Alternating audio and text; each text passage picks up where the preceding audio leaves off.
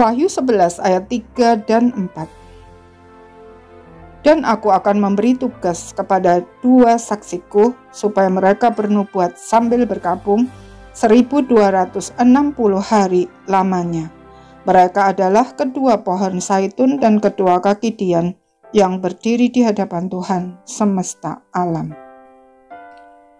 2 saksi adalah gambaran pengadilan.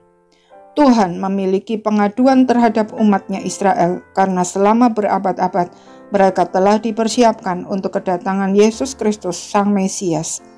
Tetapi ketika Dia datang, mereka justru menolaknya.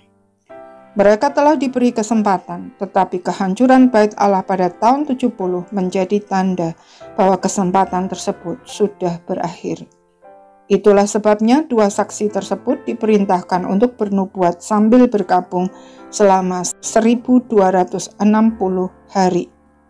1260 hari sama dengan 42 bulan sama dengan 3,5 tahun adalah simbol bagi masa antara kenaikan Tuhan Yesus sampai kedatangannya kembali.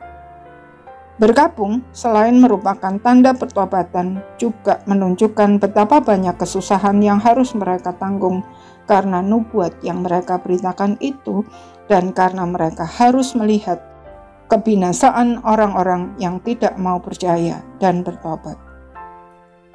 Kedua saksi tersebut digambarkan sebagai kedua pohon zaitun dan kedua kaki dian. Kedua pohon zaitun mengacu kepada nubuat Zakaria bahwa orang-orang percaya akan memberitakan firman Tuhan dengan kuasa Roh Kudus. Kedua kaki dian yang berdiri di hadapan Tuhan semesta alam menggambarkan orang-orang percaya yang adalah terang dunia. Dengan kata lain, 2 saksi yang dimaksud adalah semua orang percaya di segala tempat dan zaman. Kita adalah saksi-saksi Tuhan yang dengan kuasa Roh Kudus diutus untuk memberitakan Injil kepada segala bangsa, termasuk orang-orang Yahudi yang telah kehilangan status mereka sebagai umat Allah karena telah menolak Kristus. Itulah juga yang dikatakan Paulus di dalam Roma pasal 11, bahwa rancangan Allah itu sungguh sempurna.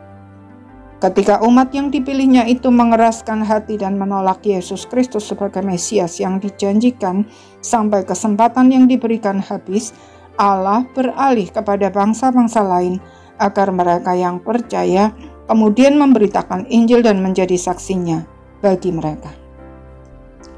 Dengan kata lain, sekalipun secara bangsa kesempatan itu sudah berakhir, tetapi Allah tetap membuka tangannya lebar-lebar bagi setiap individu yang karena berita Injil mau percaya dan bertobat. Adalah kasih karunia jika saat ini kita yang pada awalnya bukan umat Allah bisa mendengar Injil, percaya kepada Kristus dan diselamatkan. Karena itu, jangan pernah lupa untuk memberitakan Injil dan menjadi saksi Tuhan kepada siapapun yang bisa kita jangkau. Di era digital ini, ada begitu banyak cara yang bisa kita lakukan. Bahkan walaupun kita tidak bisa pergi kemanapun, kita bisa mendukung mereka yang ada di tempat-tempat strategis dengan doa dan dana. Kita bisa membuat konten-konten di YouTube serta berbagai media sosial dan lain sebagainya. Tetapi yang lebih penting adalah mari kita menjadi saksi Tuhan melalui sikap hidup dan perbuatan kita sehari-hari sebagai buah dari persekutuan kita dengan Tuhan. Jika kita bersungguh-sungguh, maka pada saatnya semua yang kita lakukan pasti menghasilkan buah. Amin.